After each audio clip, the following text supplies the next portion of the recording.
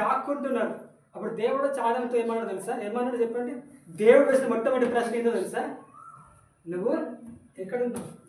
నువ్వు ఎక్కడున్నావు ఆదామా అని అడిగాడు. కరెంట్ ఉందా? ఓకే. నువ్వు ఎక్కడున్నావు అని అడిగాడు. అడిగినప్పుడు ఈరోజు దేవుడు కూడా మనందరిని అదే ప్రశ్న అడుగుతాడు. ఈరోజు నువ్వు ఎక్కడున్నావు? సాగిపోతున్నావా? ఆగిపోతున్నావా?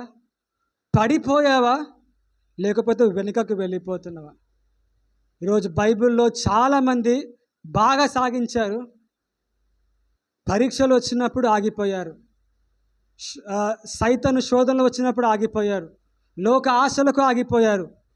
కానీ బైబిల్లో ఎవరైతే ఎన్ని పరీక్షలు వచ్చినా, ఎన్ని శ్రమలు వచ్చినా, సూటిపోటి మాటలు అన్నా అవన్నిటిని జయించి విశ్వాసముతో సాగిపోయి ప్రతి అడుగు వేసిన ప్రతి జీవితాన్ని దేవుడు మార్చాడు, అద్భుతంగా వాడుకున్నాడు.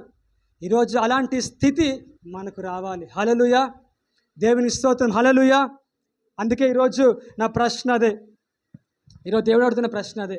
ఈరోజు సాగిపోతున్నావా? ఆగిపోతున్నావా?